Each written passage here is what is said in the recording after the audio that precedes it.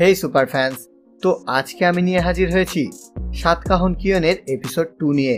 অনেক দিন থেকেই কমেন্ট আসছিল কিউএনএ ভিডিও কবে আসবে, তো সেই তোমাদের করা প্রশ্নগুলোর উত্তর নিয়েই আজকে আমি কিউএনের এপিসোড 2 নিয়ে হাজির হয়েছি। তো আর কথা না বাড়িয়ে তাহলে চলো শুরু করা যাক। তো প্রথম প্রশ্ন করেছেন এসকে কিং খান ভাই। তিনি লিখছেন, আমরা জানি পৃথিবীর আবহাওয়া এবং টাইটানের আবহাওয়া এক না, তাহলে প্রশ্ন হলো অক্সিজেন ছাড়া অ্যাভেঞ্জার্সরা থ্যানোসের সাথে কিভাবে লড়াই করে।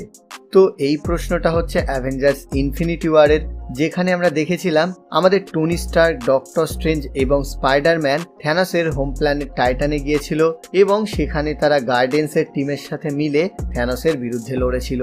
কিন্তু সেই লড়াই চলাকালীন তারা কোনো রকম স্পেস স্যুট বা কোনো রকম অক্সিজেন মাস্ক ব্যবহার করেনি। আর এটার ফলে আমরা ধরে নিতেই পারি যে টাইটানের অবস্থা তখন খারাপ হয়ে গেলেও টাইটানে তখনও কিছু পরিমাণে অক্সিজেন ছিল, যে কারণে তারা নর্মাল পৃথিবীর মতোই নিঃশ্বাস নিতে পারছিল এবং তাদের কোনো রকম অসুবিধা তারা হয়নি, আমরা যা দেখেই বুঝতে পারি। তো এই কারণেই তারা থ্যানোসের বিরুদ্ধে ইজিলি পৃথিবীর মতন করেই লড়তে পেরেছে। এর পরের প্রশ্ন করছেন এমডি আহমেদ ভাই। তিনি লিখছেন, ভাই আসসালামু আলাইকুম। ওয়ালাইকুম আসসালাম, আমি আহমেদ ভাই। অ্যাভেঞ্জার্স সিক্রেট ওয়ার্স মুভি শেষে আর কোনো সেই ইউনিভার্সের আর কোনো মুভি আসবে নাকি ভবিষ্যতে, নাকি অন্য ইউনিভার্স নিয়ে মুভি আসবে? আশা করি নতুন কিউএনএ ভিডিওতে উত্তর দেবেন। আশা করি বড় প্রশ্ন হয় নাই, প্লিজ। তো এটার প্রশ্নটা আমি ঠিকঠাক বুঝতে পারলাম না, তবুও আমি এটার উত্তরটা আমার মতো করেই দেওয়ার চেষ্টা করছি। যে তিনি হয়তো জানতে চাইছেন যে যেহেতু মার্ভেল মাল্টিভার্স সাগায় আমরা অনেকগুলো ইউনিভার্স দেখতে পাবো, অনেকগুলো সুপার হিরোকে দেখতে পাবো, অ্যাভেঞ্জার্স সিক্রেট ওয়ার্স মুভিতেও আমরা অনেকগুলো ইউনিভার্স এবং তাদের সুপার হিরোদের দেখতে পাবো, তো তাদের নিয়ে আলাদা কোনো মুভি আসবে কিনা হয়তো তিনি জানতে চেয়েছেন। তো আমার মনে হয় না আপাতত মার্ভেল তাদের নিয়ে কোনো মুভি বার করবে, কারণ মেন এমসিইউতে যে কটা ক্যারেক্টার আছে তাদের নিয়েই মুভি বার হবে এবং সেই মুভিগুলোতেই অন্যান্য ইউনিভার্সের সুপার হিরোগুলোকে অল্প অল্প দেখানো হবে। তবে এই জিনিসটা যদি হয়, মানে অন্যান্য ইউনিভার্সের সুপার হিরোদের নিয়ে যদি মুভি আলাদাভাবে তৈরি হয়, যেমন কথার কথা বলছি ইলুমিনাটির টিমদের নিয়েও বানাতে পারে, বা অন্য একটা ইউনিভার্সে ইনহিউম্যানের টিম দেখিয়ে দিল দিয়ে আলাদাভাবে মুভি বানালো, বা এক্সম্যানের টিম দেখিয়ে দিয়ে আলাদাভাবে মুভি বানালো, যেমনভাবে ডেডপুলটা বানানো হচ্ছে। তো এইরকমভাবে ওরা যদি বানায় সেটা দারুণ হবে, কিন্তু আমার মনে হয় না অ্যাভেঞ্জার্স সিক্রেট ওয়ার্সের আগে সেই রকম কোনো মুভির প্ল্যান আছে ডেডপুল ছাড়া। তবে হলে খুবই ভালো, তবে অ্যাভেঞ্জার্স সিক্রেট ওয়ার্সের পরে হলেও হতে পারে, কিন্তু এখন সেটা বলা যাচ্ছে না বা এরকম কোনো নিউজ নেই, কিন্তু হলে বেশ ভালোই লাগবে। এর পরের প্রশ্ন করছেন এমডি ইসমাইল হোসেন ভাই। তিনি লিখছেন, ইটারনাল সিনেমার পরের পর্ব আসবে কি? হ্যাঁ, অবশ্যই ইটারনাল সিনেমার পরের পর্ব মানে ইটারনালস 2 অবশ্যই আসবে, কারণ এর পার্ট 1টা তো বেরিয়েছেই, আর যদিও সেটা মোটামুটি হিট হয়েছে, সেমি হিট বলা যায়। আর মার্ভেল হিট হোক বা না হোক, কোনো একটা ক্যারেক্টারকে নিয়ে মুভি বানালে বা কোনো মুভি বানালে তার পরের পার্ট অবশ্যই বার করে, এবং সেক্ষেত্রে ইটারনালসের ভবিষ্যতে একটা বড় ভূমিকা হতে চলেছে, তাই ইটারনালস 2 অবশ্যই আসবে।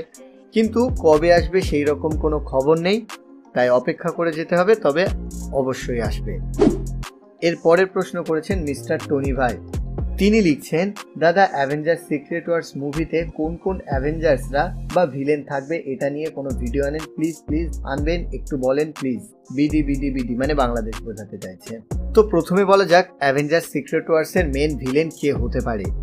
তো যেহেতু এটা মাল্টিভার্স সাগা চলছে, আর এই মাল্টিভার্স সাগার এন্ড হবে অ্যাভেঞ্জার্স সিক্রেট ওয়ার্স মুভিতে, তো সেক্ষেত্রে মাল্টিভার্স সাগার ভিলেন আমরা মেন ভিলেন কে আমরা তা জেনেই গেছি, সেটা হচ্ছে ক্যাং দ্য কনকেরর। তো অ্যাভেঞ্জার্স সিক্রেট ওয়ার্সেরও মেন ভিলেন তাই ক্যাং দ্য কনকেররই হবে। এবার যেহেতু সেখানে দুটো ইউনিভার্সের মধ্যে আলাদা আলাদা মানে একটা লড়াই এরকম দেখানো হবে, অন্যান্য ইউনিভার্সের মধ্যে লড়াই, তো সেক্ষেত্রে সেখানে আরও বিভিন্ন ইউনিভার্সের আরও বিভিন্ন সুপার হিরো থাকবে।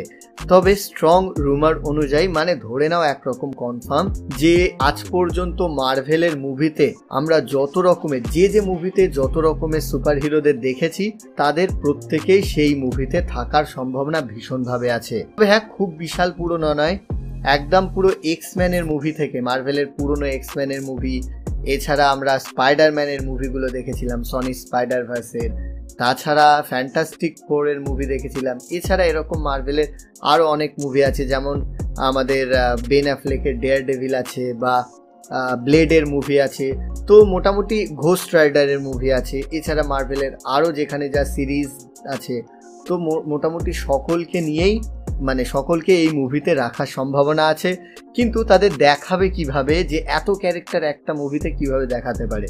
তো আমার মনে হয় এই যে শুরুতেই যেহেতু দেখায় বিভিন্ন ইনকারশনের ফলে বিভিন্ন ইউনিভার্স ধ্বংস হয়ে যাচ্ছে, তো এই যে নন পপুলার যেসব সুপার হিরোগুলো এই মুহূর্তে আছে মার্ভেল সিনেমাটিক মাল্টিভার্সের মধ্যে, যাদের নিয়ে অনেক আগে হয়তো মুভি তৈরি হয়ে গেছে, তাদেরকেই শুরুতে মেরে দেবে বা তাদের ইউনিভার্সগুলোকেই শুরুতে ধ্বংস করে দেবে।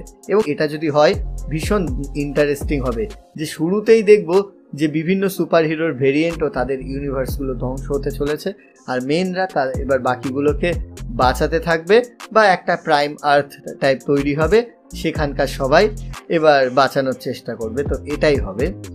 এর পরের প্রশ্ন করছেন সোমজিৎ সেন ভাই। তিনি লিখছেন, হামারা হিরো শক্তিমান মুভি রিভিউ করো ভাই, তুমি বলেছিলে রিভিউ করবে।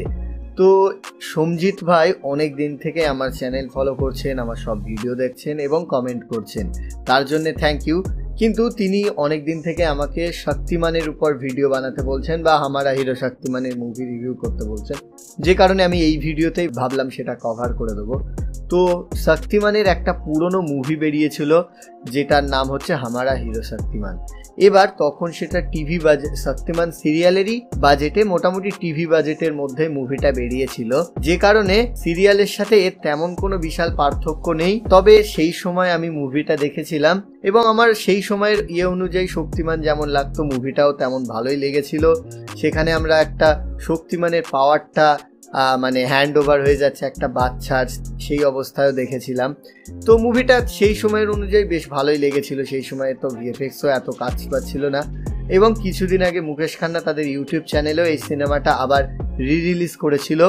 তো তখনও একবার কেটে কেটে আমি দেখেছিলাম, এবং সিনেমাটা আমার মোটামুটি সেই অনুযায়ী ভালোই লেগেছে। কিন্তু এখন যেহেতু আমরা নানান রকম ভিএফএক্সওয়ালা সুপার হিরো মুভি দেখে অভ্যস্ত এবং এত ফাস্ট স্টোরি দেখে অভ্যস্ত, তো এখনকার জেনারেশন যদি এই মুভিটা দেখে তাদের ভালো নাও লাগতে পারে। কিন্তু আমরা যারা 90s কিডস আছি এবং আমরা যারা ছোটোবেলায় শক্তিমান দেখেছি, তো আমরা নস্টালজিয়ার জন্য মুভিটা দেখতেও পারি এবং দেখে এনজয় করতেই পারি। তো মোটামুটি মুভিটার রিভিউ হচ্ছে এটাই, যে যদি তুমি সেই পুরনো সময়ের হও, আমাদের সময়ের হও, তাহলে মুভিটা দেখো, মুভিটা ভালো লাগবে। কিন্তু খুব বিশাল কিছু এতে আশা করা যাবে না, বা এখনকার সাথে তুলনা করাটা মূর্খামি হবে। এছাড়া মুভিটা ঠিকঠাক অ্যাভারেজ হিসাবে দেখো, ভালো লাগবে, ভুলে যাও, এরকম টাইপ একটা one time watch type movie. এর পরের প্রশ্ন করছেন মিস্টার টনি ভাই। তিনি লিখছেন, অ্যাভেঞ্জার্স ক্যাং ডাইনেস্টির খবর কি, মুভি কবে আসবে? তো জোনাথন মেজার্স ক্যাংয়ের যে অ্যাক্টর, তার উপর কেস চলছিল এবং কেসে সে দোষী সাব্যস্ত হয়েছে, কিন্তু সেটা আমার আলোচনার টপিক নয় এবার। আর মেন আলোচনার টপিক হচ্ছে যে কারণে মার্ভেল তাকে বাদ দিয়ে দিয়েছে।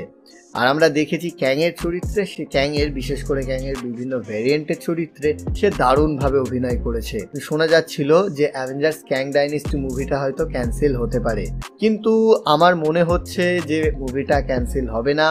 এর নামটা হয়তো একটু চেঞ্জ হয়েছে মাঝখানে, এরকমও শোনা যাচ্ছিল। কিন্তু মার্ভেলের মাল্টিভার্স সাগার মেন ভিলেন ক্যাংই থাকবে। হয়তো ক্যাংকে ওরা রিকাস্ট করে দেবে, যেটা করা উচিত, কারণ এই মুহূর্তে যদি ডক্টর ডুমকে আনা হয় তাহলে একটা সমস্যা হবে, ডক্টর ডুমের ক্যারেক্টারটা আবার নতুন করে সেট আপ করতে হবে, ফলে মাল্টিভার্স সাগা এন্ড করতে করতে অনেক টাইম পার হয়ে যাবে।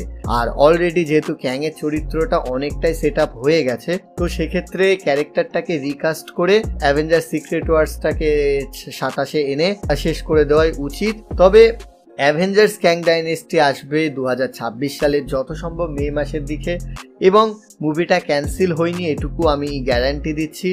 রিকাস্ট হয়েও, এবং অ্যাভেঞ্জার প্রথমে বলা হয়েছিল যে ক্যাংয়ের উপর বেশি ফোকাস হবে, তবে এবার একটু ফোকাসটা কমবে, হয়তো অ্যাভেঞ্জার্সের উপর বেশি ফোকাস হবে।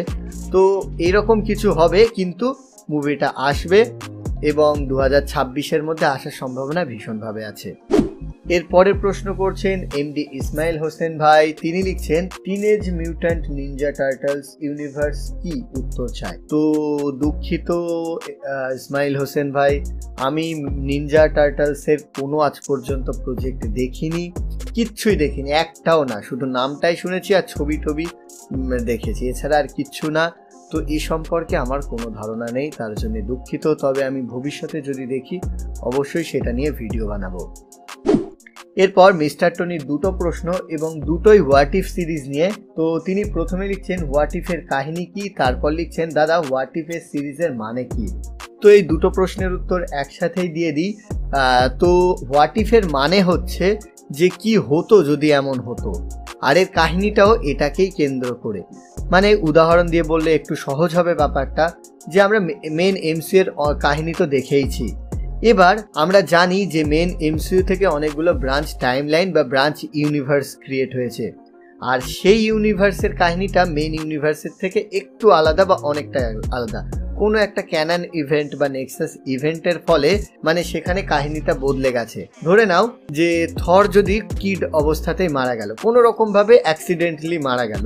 হোয়াট ইফের একটা কাহিনীতে আমরা দেখছি অ্যাক্সিডেন্টালি থর মারা গেল, ফলে কি হচ্ছে, লোকি ওডিনের একমাত্র সন্তান হিসাবেই বড় হচ্ছে এবং সে একমাত্র বাধ্য সন্তান হিসাবেই থাকবে। ওডিন তাকে খুব ভালোবাসবে এবং সে যখন বড় হবে তাকে অ্যাসগার্ডের রাজাই করে দেবে। তো সেক্ষেত্রে লোকি আর বদমাইশও হবে না এবং 2012 অ্যাভেঞ্জার্সের ইভেন্টটাও ঘটবে না, আর তারপরে যা যা ঘটেছে সেইগুলোও ঘটবে না। তো হোয়াট ইফের কাহিনী হচ্ছে এটাই, কোনো একটা নেক্সাস ইভেন্টের ফলে যদি কোনো একটা কিছু বদলে যায়, তার ফলে যে নতুন কাহিনীটা তৈরি হয় সেটাই আমরা হোয়াট ইফে দেখি। হোয়াট ইফের প্রত্যেক এপিসোডে আমরা সেই রকমই একটা কি হতে পারে এই ইউনিভার্সে এই রকম চেঞ্জ হলে সেই রকম কাহিনী দেখেছি। তো এর পরের কমেন্টটা ঠিক কোনো প্রশ্ন নয়, আসলে কমেন্টটা জাস্ট একটু আগেই এলো এবং কমেন্টটা আমার একটু অদ্ভুত টাইপ লাগলো বলেই আমি সেটাকে এই ভিডিওতে রেখে দিলাম। সেটা হচ্ছে শারমিন সাম্মা বলছেন, ভাই তো নয় বোন হবে বা এরকম কিছু একটা। তো তিনি বলছেন যে স্পাইডারম্যানের 3টি পর্ব তাড়াতাড়ি কালকের মধ্যে। এবার স্পাইডারম্যানের কোন 3টি পর্ব তাড়াতাড়ি কালকের মধ্যে আমি বুঝতে পারলাম না। আর আমার চ্যানেলে স্পাইডারম্যানের মানে টবির 3টে স্পাইডারম্যান, অ্যান্ড্রুর 2টো স্পাইডারম্যান সবকটার এক্সপ্লেন করা আছে এবং টম হল্যান্ডের স্পাইডারম্যানের সম্পূর্ণ কাহিনী আমি 2টো এপিসোডে এক্সপ্লেন করে দিয়েছি। এছাড়া আলটিমেট স্পাইডারম্যানও আমি এক্সপ্লেন করেছি। এছাড়া আরও অনেক স্পাইডারম্যানের অরিজিন আমি করেছি। তো স্পাইডারম্যানের 3টি পর্ব বলতে উনি কি বোঝাতে চাইছেন আমি বুঝতে পারলাম না, এবং কমেন্টটা অদ্ভুত লাগলো যে কালকের মধ্যে দিয়ে দিতে হবে, তো সেই জন্য আমি ভিডিওতে রাখলাম। তো আজকে লাস্ট প্রশ্ন করছেন এসকে কিং খান ভাই। তো তিনি লিখছেন, ভাই ব্রুস ব্যানার তো উত্তেজিত হলে হাল্কে পরিণত হয়, তাহলে হাল্ক কিভাবে স্কারের মায়ের সাথে করলো? স্কারের মাকে ভাই এই প্রশ্ন নিবেন একটা ফেক স্মাইলিওয়ালা ইমোজি।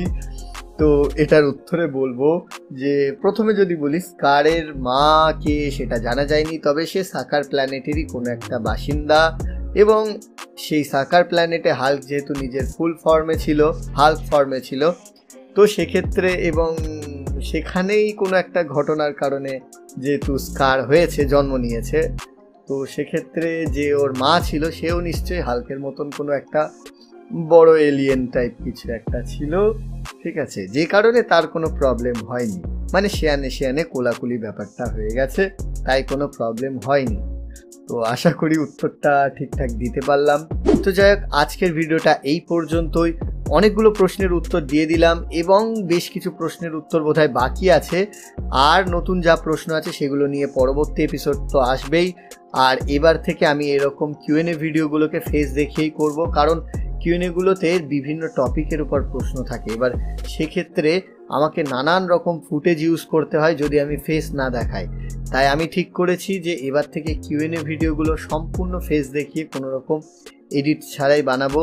তোমাদের এটা ভালো লাগছে কি ভালো লাগছে না সেটা জানিও। যদি এরকম সম্পূর্ণ ফেস দেখিয়ে বানাই তাহলে আমি তাড়াতাড়ি বানাতে পারবো এবং প্রত্যেক সপ্তাহে একটা বানাতে পারবো, তো সেটা জানাও। অথবা তোমাদের যদি মনে হয় যে এই কিউএনএ ভিডিওগুলো আমি লাইভে করি, যেখানে তোমরা আগের কমেন্টে করা প্রশ্নগুলোরও উত্তর দেব, পাশাপাশি লাইভ যা প্রশ্ন করবে সেগুলোরও উত্তর দেব।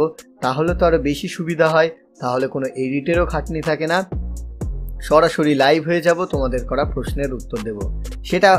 সেটা করতে চাইলে বা সেটা যদি দেখতে ভালো লাগে সেটা কমেন্টে জানিও, আমি অবশ্যই সেটাই করব প্রত্যেক সপ্তাহে। তো আপাতত আজকের ভিডিওটা এই পর্যন্তই। ভিডিওটা কেমন লাগলো কমেন্টে জানাও, যদি ভালো লাগে লাইক করো, বন্ধুদের সাথে শেয়ার করে দাও, আর চ্যানেলে নতুন হলে অথবা সুপার হিরো বিষয়ক নতুন নতুন ভিডিওর জন্য চ্যানেলটাকে সাবস্ক্রাইব করে দাও। টাটা।